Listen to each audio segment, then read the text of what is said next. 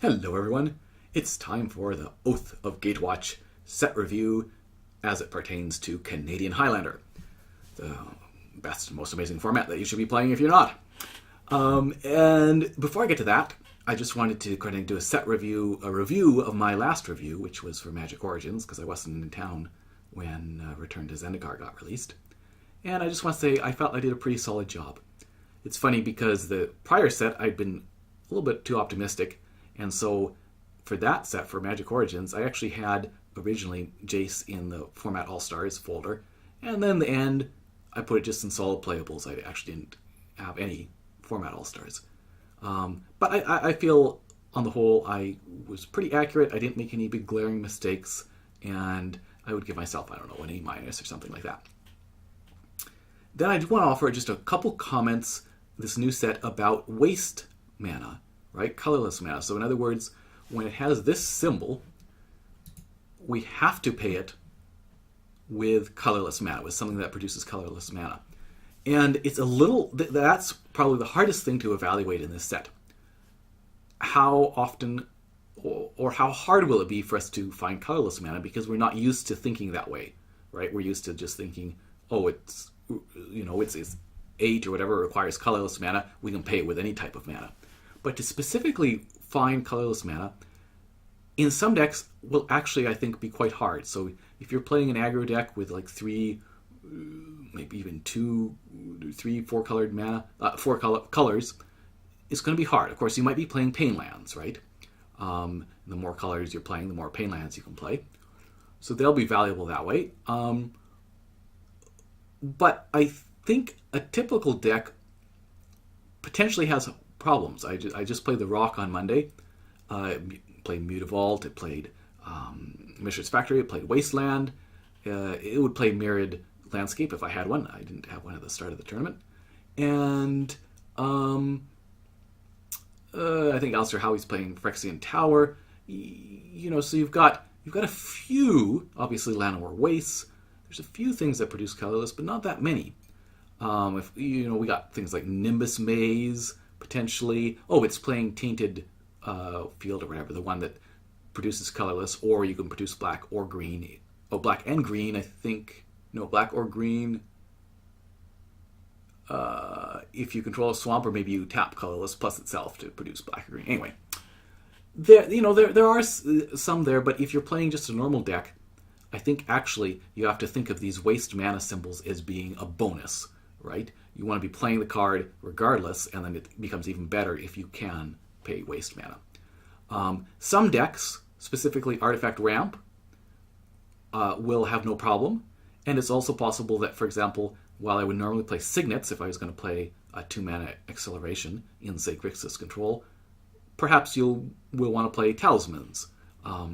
Anyway, so I think it's actually going to be somewhat hard to find waste mana, to find actual colorless mana in many decks. So it's something to be aware of. We'll see if that's correct or not.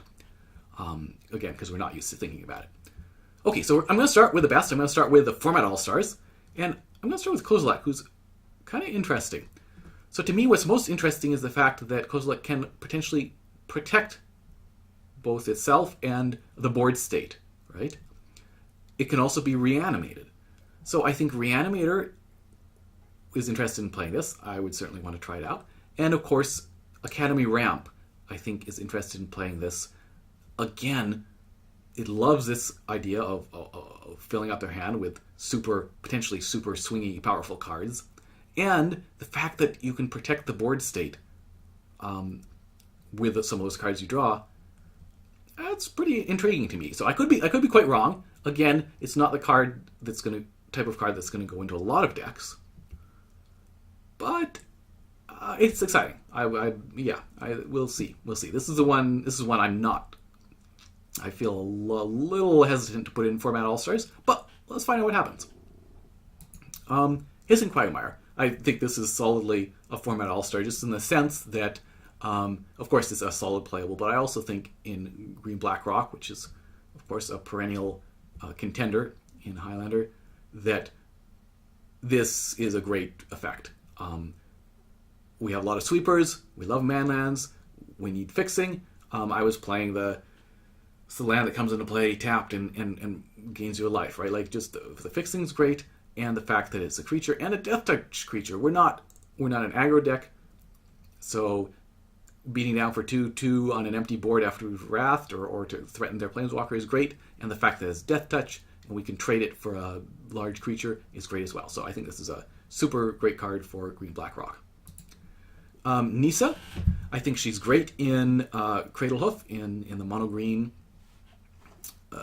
sort of fast mana combo deck. And, I mean, 3-mana planeswalkers are good in general, I think, are always worth thinking about in general. Protects herself when she comes into play, though not super efficiently. And anyway, I just think, again, will require a somewhat specific deck. I'm not sure, for example, that sort of mid-range Jund wants her, but a solid format all-star, I think, in mono green ramp. Could be wrong. We'll see.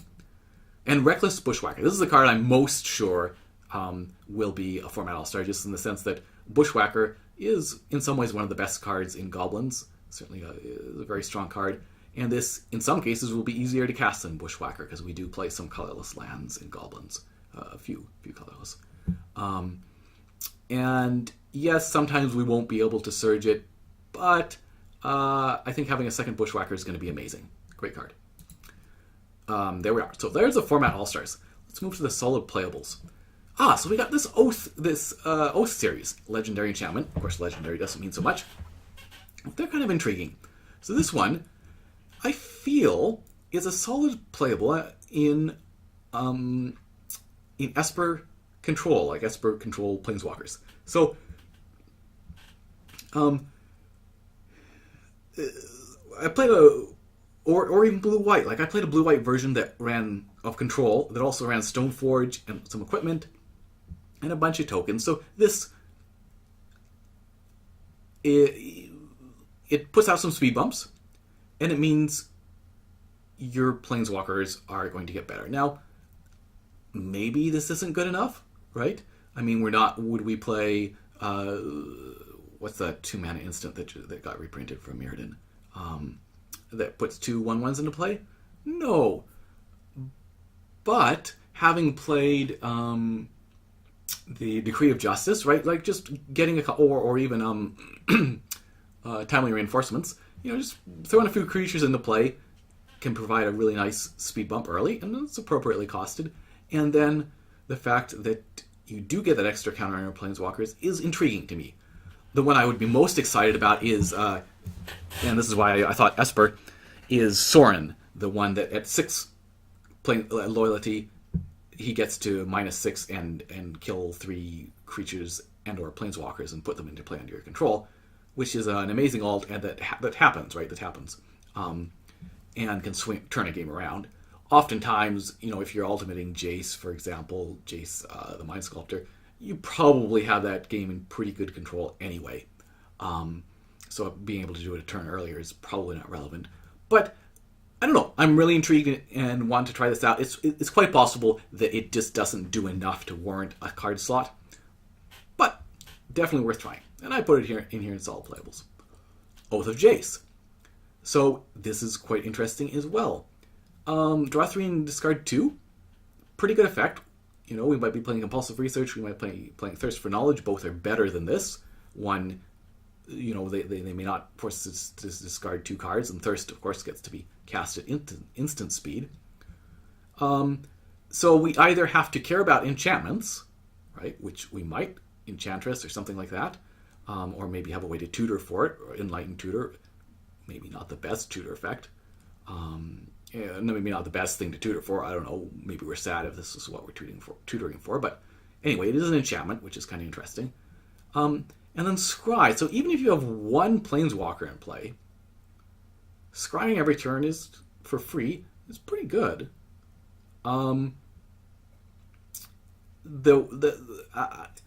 Maybe Monastery Siege is the card that kind of competes for this slot. Monastery Siege will generally be drawing 2 cards then a turn and discarding 1, which is probably that would be better than just scry 1, I think. And we have the option of cons, right, of making it so that spells that target us cost 2 more. But it doesn't, of course, come with this immediate bonus of draw 3 and discard 2, right? That's almost playable right in and of itself. Or it's not, of course, we wouldn't necessarily play it, but it's not a horrible effect, right? It's a fine effect. There are better cards, but it's a fine effect. So again, a card worth playing, or trying. Bearer of Silence, I feel like this probably just gets right in Suicide Black, right? Like aggro black, mono black, because it's maybe already playing a 2-1 flyer, right? 2-1 flyer for 2. And this has an upside. I could be wrong. Nelson, tell me if I'm wrong. But my feeling is that this is, it's not super exciting, but it's very playable. Right, this is a card that Alistair Howie said he was quite excited to put into Rock, Green-Black Rock. And yeah, it seems perfect, right? 3/4, blocks well, lifelink, super awesome. Great, maybe we'll get some zombies as we start killing off our opponent's creatures with our variety of ways to do so. And potentially gets bigger. If we kill one creature, we can get it big enough that it, for example, doesn't die to Languish if we're playing Languish. So, yeah, seems like it's definitely... I mean, it's not a Planeswalker, but it feels like it goes right into Green-Black Rock. We'll see how it turns out, but it seems like a solid playable. Shaun of Flamecrawler. At first, I thought, not so excited. But in the specific deck... So, like, if I'm playing this Grixis Control, for example, I don't really... This is not what I want to be doing at all, really. But I feel that any sort of Wildfire deck, this is potentially a great card. So, first of all, it's a way to kill them, right? This kills them pretty fast if they've got nothing on board, right? Probably 3 turns. You put her into play, semi-Wildfire, right? Hopefully leaving her still in play, or at the very least, she sweeps everything. This is actually, again, a Wildfire deck might be quite happy to do this. It is card advantage, right? We are drawing a card, and they're not looking necessarily to run a bunch of counter spells or certain depends on the build.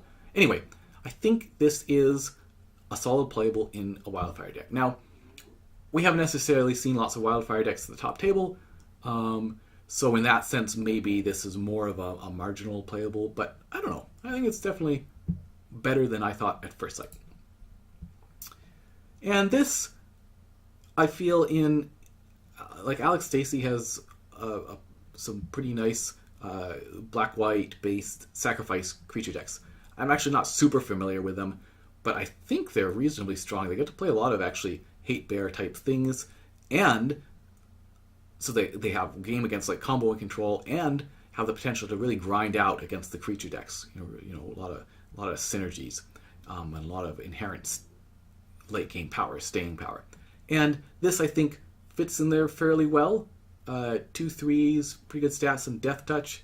Could be wrong. Maybe there's so many cards that want to go in there that this just doesn't make the cut. But it seems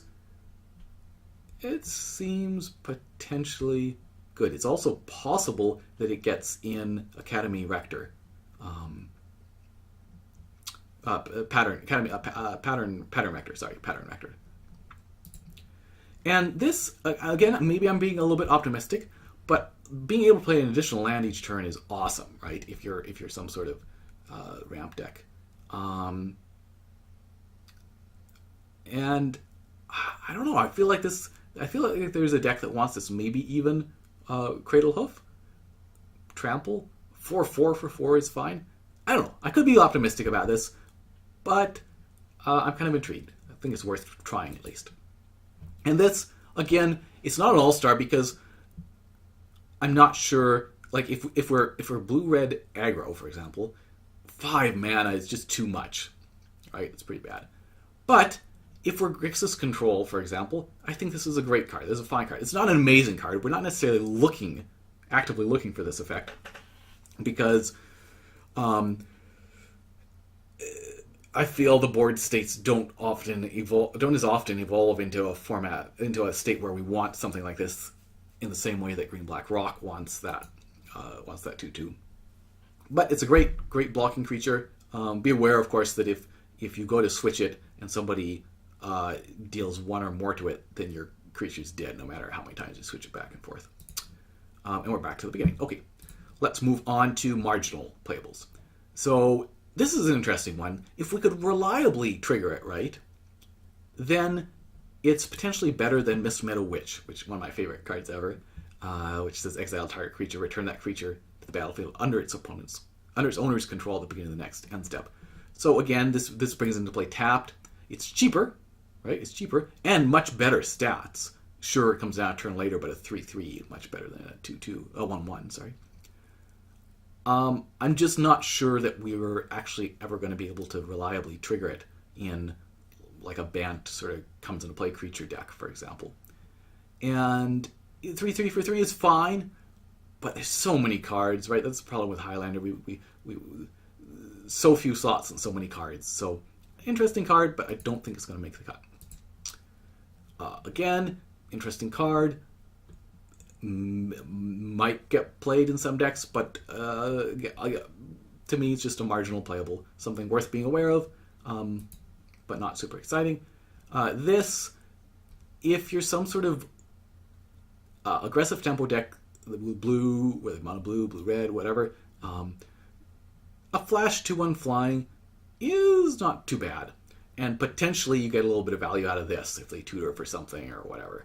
I don't know, pretty marginal feels to me.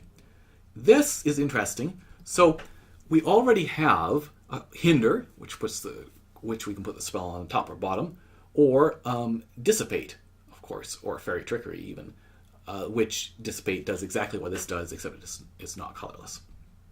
And the question is, would we rather have this be colorless or not?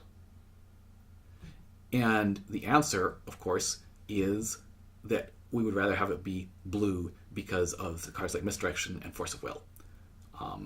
If, for some reason, Dissipate, I feel, is not necessarily our playable. There's a lot of tough choices on that 3-drop if we want to play a 3-drop counterspell. And I'm not sure that Dissipate makes the cut, and I think this is worth the Dissipate. This is interesting, right? Can't be countered by spells or abilities. Counter target spell. Surge 2. I just feel that it's not... Like, I mean, let's say I'm playing Grixis Control. Is this something I want to play?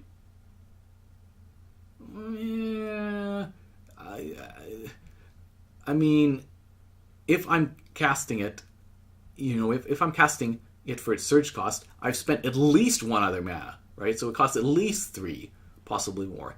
Yes, it's good in some sort of counterspell war, but worth trying if you want, but I feel pretty marginal. This, just worth noting that if you are a Merfolk deck, seems like this gets right in there. So this is much better than the blue one in the sense that we have nothing in black that keys off black. So, if you wanted to play Infest, would you play this instead? Yes, because this actually has an upgrade over Infest. You exile it, right? So this is a card that if you're playing Infest, you should almost certainly be playing this instead. Reaver Drone, does this get into mono black aggro? It's pretty harsh. You're probably losing 1 life a turn, period, as long as this is in play. But if you need another 2/1, and again, I haven't played enough mono black to know. If you want another 2/1, of course, it gets in there. Does this go in an Alex Stacey white black sacrifice deck? Maybe. 4/3 is fine. Payoff's not amazing, but it's okay. I don't know. It does create a token that can then sacrifice itself, which may be relevant when you got stuff that keys off things dying. So I don't know. Worth checking out. Here's another one of these ones where you can pay an extra, right? So this has haste. It's easy to skip all this. It's a 3/1 with haste, basically. 3/1 with haste. That, of course, I don't know, can trade with Core Firewalker. Do you play it in mono red? I'm not sure. Like, how often do we have actually have colorless? Not very often. And 5 mana is a lot of mana. So, probably not. Probably not worth playing. Here is, again, I think we want to play, what is it, Ghostfire, if we want something, for example. We have Ghostfire, we also have Pyrite Spellbomb, if we're worried about, say, things like, Core Firewalker, right, or Aerial Champion, that have protection from red. If it's a really anti-red metagame, I just don't think this makes the cut. But it's an interesting card, good to be aware of. Vile Redeemer. This is kind of interesting, right? But again, the difficulty of paying wastes mana, and the payoff is not that great. So Collar of the Claw, of course, I think is just better, period. And then if we want another Collar of the Claw, is this a Collar of the Claw? I don't know. I mean, it's fine, right? It's fine. Just like that white, the 3/3, the stats, a 3/3, 4/3 with Flash, it's fine. So maybe we do play it in certain decks with the possibility of the upside. You know, if our deck can say there's no waste mana, we don't play this at all. At some point, maybe we start playing it if we have enough. I don't know. Flare Drone. So this is interesting. It's a 3/1 for strike. There definitely exists a green-black aggro list. If we could, again, it just depends, like, partly on how often we can trigger it. I just think we can be doing better things for 3 mana. Whenever you cast your second spell each turn, draw a card. This is kind of intriguing in, say, a blue-red aggro list that's playing things like Gutter Snipe and maybe Gelectroid and stuff like that, maybe the new prowess creature, that we potentially can be drawing a lot of cards. 2/3 for 3 is not amazing, but it's not the worst. Some Merfolk, maybe irrelevant. So I think it's an intriguing card. Not worth writing off, but would need the right deck. Storm Chaser Mage. Maybe this is a solid playable, but I'm not sure. Again, green, blue, aggro, right? Like burn with blue. Hits them for 1, probably the first turn. I mean, Flying Haste, I guess maybe it's a solid playable, right? Maybe it's a solid playable. The 1/2, right, with prowess, hasty 1/2 with prowess, which I'm blanking on the name at the moment. But I think that's a solid playable. I mean, coming down on turn 1 is a lot better than coming down on turn 2, but it says flying. I don't know. I think, to me, it's right in there between marginal playable and solid playable. Weapons Trainer, I just don't have enough experience playing or playing against Boros to know whether they have room for this. It's fine, a 3/2, right? 3 power for 2, and you quite like, you're playing Stoneforge, probably playing stuff like Bone Splitter, so, and +1/+0 is pretty good. I don't know. Captain's Claws, right. I feel like there's a deck that maybe wants this. Maybe not. I feel the price is almost right. Marginal playable, as I say. And Seer's Lantern. So this is interesting because there's a lot of competition in this 3 slot in, say, Academy. We have Coalition Relic, which potentially adds 2 mana, right? That's kind of my default, is Coalition Relic. We have something like Chromatic Lantern, which lets you fix your mana, as well as letting things like Maze of Ith, if you're playing that, produce mana. And we have a Prismatic... is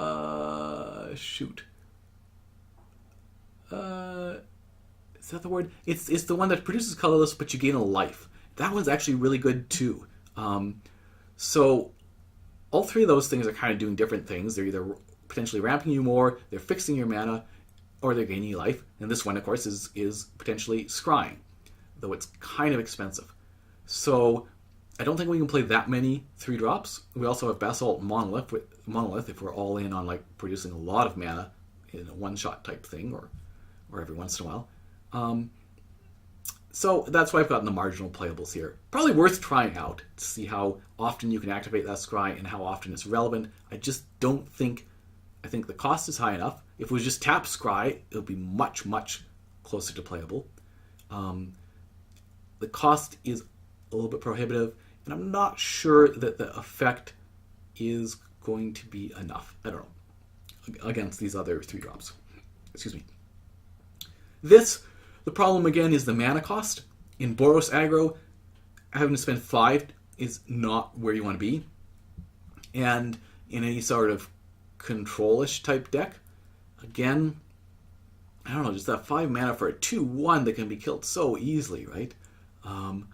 It's not the worst, right? If you need the fixing.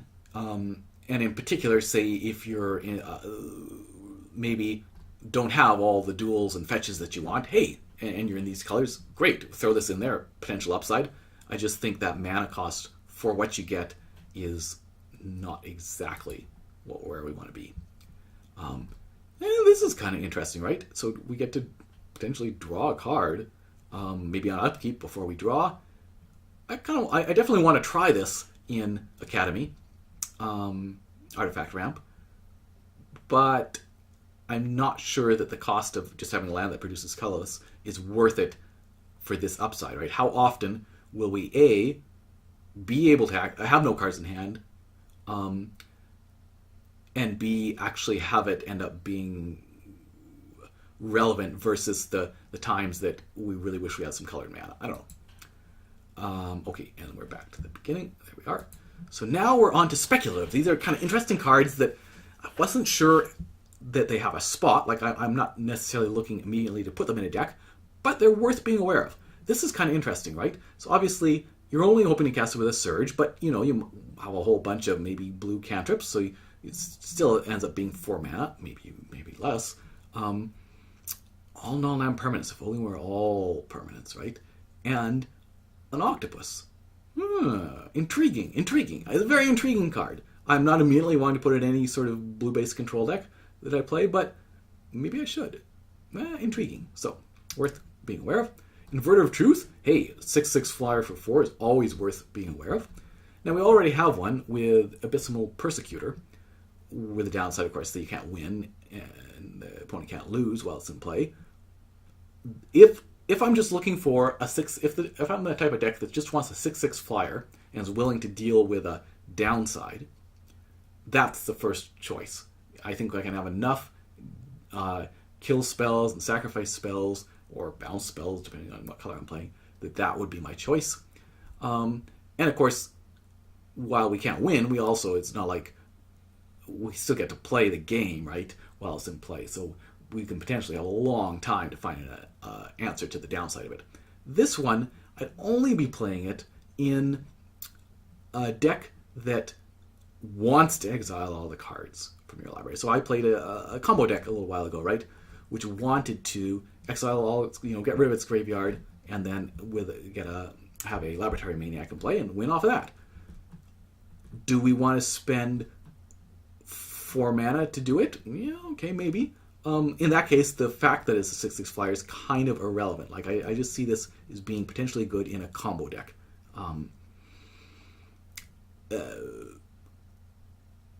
That being said, can you try to build a deck where you can just play it as a 6/6? And maybe actually you like like you've got a bunch of gas in your graveyard? Maybe. Interesting card. Corpse Charm. So this is interesting, right? Put the top 3 cards of your library into your graveyard, then you may return a creature card from your graveyard to your hand. So, it's intriguing, right? The fact that we get to mill 3 is what makes me find it interesting. Interesting utility card. Just a card to be aware of, right? Again, don't have a deck that I really want to put it in, but is it worth like green-black rock if it has enough creatures? Is this potentially worth it? I don't know. Interesting. Kozilek's Return deals 2 damage to each creature, so it's a worse Pyroclasm, right? Though it is colorless, so it does kill Core Firewalker. Notice the theme, reoccurring theme. And whenever you cast an Eldrazi creature spell with a converted mana cost 7 or greater, you can exile this if it's in your graveyard, and it'll deal 5 to each creature. So, speculative card, right? The only way I want to be playing it over Pyroclasm, or the various Pyroclasm type effects, I think is... it's fine at 3 mana. It's not the worst. But why would I play it over any of the other effects unless I had some hope, at least, of triggering it, right? I don't know. Yeah. This is just an interesting card to be aware of, right? Anytime you have a free effect like this, that's intriguing. I don't have a deck for it, but good card to be aware of. Rune in their wake. So here's a rampant growth effect that I guess is just worth being aware of if you want to get a waste into play. This is an intriguing little card. Target creature or land card. So again, if you're playing fetch lands, it's a reasonable option that you might have early on have a target of some sort, and gain 6 life. So again, in the right metagame and with the right deck, I see this as being quite a playable card. Again, if there's a lot of burn, and yeah, if you can fairly reliably have a target for it. This is just an interesting card that it's a card made to combo off somehow. So Surge, Calling Surge, speculative card. Yeah, I don't have a deck I'm gonna put it in, but I'd love to be casting it. Seems pretty sweet. Cliffhaven Vampire. Is this a combo with some card? Like when you gain life, each opponent loses 1 life? Maybe. Maybe even just goes right in some Alex Stacey black-white life gain shenanigans. I don't know. So if we're playing a whole bunch of wastes, if I'm reading this right, this becomes a 9/9 Trampler for 5, which is not too shabby. I don't think we are going to be playing a bunch of wastes, but worth being aware of. Again, this was just some speculative card. Like if you're playing some colorless deck that maybe can tutor for this somehow, and it's got a lot of utility. None of it's great. I don't see a deck for it, but a good card to be aware of. And so a lot of these then lands kind of fall into the same category of, is there a deck that really wants waste mana or can reliably produce it? And I mean, this is a pretty interesting effect, right? The first turn it comes into play, it's like it taps for any color mana. Kind of cool. And then after that, it taps for colorless. So, maybe there's a bunch of decks that actually want this. I don't know. It's interesting. This one, right? Colorless, and then, or fix it by tapping a creature, and maybe you want to tap creatures. Interesting. Add colorless.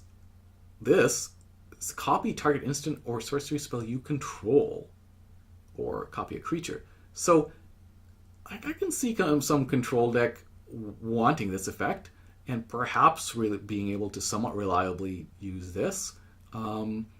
Maybe Artifact Ramp even. I don't know. It's just we have so many. We can only put so many cards that don't produce colored mana, so utility lands, and there's a lot of utility lands competing for those slots. So I'm not sure that this will see play. Good old Ruins of Oran Reef. Just like if you have an artifact, artifact aggro, is this worth playing? Maybe, right? And then we're back to that. Finally, just want to close this out. Thanks for watching this. I know I try to keep it short, but it inevitably goes fairly long. These are some bad cards. First, Birthing Hulk. 2 of the most broken cards, right? Birthing Pod and Phyrexian, Hulk. What is its name? Protean Hulk. And yet, here it's on this terrible card. Oath of Chandra just doesn't do what we want to be doing. If it dealt 3 damage to target creature or player, right? Then, of course, we would be happy to play it. Just because we're always happy to have a 3 mana, 3 damage spell in mono red burn, right? In fact, if it dealt 3 damage to target a player, we might consider playing it, depending on if we're like stocking up with a whole bunch of planeswalkers somehow. But I just don't see this being playable. I just don't think it's doing the right things. And this, you might think, oh, maybe does this get in goblins, or does this, I don't know, get in owls or something. I just feel that play Bone Splitter instead, right? If that's the effect you want. Because it's each other creature. So that means you need at least 3 creatures in play for this to really be better than Bone Splitter, I feel. And yeah, I just don't actually think this is that good. And Oath of Nissa, I think this is the last card. Oh, almost. Oath of Nissa, a lot of hype, from the little bit I've read of spoilers, but I just don't think it's that good in Highlander. Highlander, you're more than likely, in Highlander, you're more likely, I think, than a lot of other formats to whiff, because we have a lot of different. We're inevitably, most decks are playing like some enchantments and some artifacts, right? Whereas your modern deck might just not play any enchantments or artifacts, but and I just think that you're just cantripping, right? You're just cantripping. Things like Ponder have a lot of synergy in not just the card, but the fact that they're blue, the fact that they go in the graveyard, the fact that that we can actually draw any card, right? We can draw any card. The fact that we don't have to reveal them, right? That's a big thing too. I won a match. The last match on Monday, I won in large part, I think, because playing against Pat Berdusco, he cast what's that? 1/1 for 2 mana, blue and green, that when it comes into play, you reveal the top card of your library. If it's a land card, put it into play, otherwise put it in your hand. Anyway, he revealed a Court of Calling. Had I not known that was in his hand, I'm pretty sure I would have lost that game. So, don't underestimate the disadvantage of revealing. I just don't see this doing enough. I don't know. I don't think it's very good. And Sphinx of the Last Final Word. Yes, okay, can't be countered. Flying hexproof. Instant sorceries you control can't be countered. But 7 mana. Now, maybe this goes in Reanimator. But just a 5/5 is not good enough, I don't think. I don't know. I don't like this. I think it's way too expensive. And it's doesn't do enough, when it comes into play. So there we go. So there we have it. The Oath of whatever it is. Gate something either. Gate Crash? I don't know. A set review for Canadian Highlander. And hope you enjoyed that. And I'll hopefully see you for the next set. Cheers.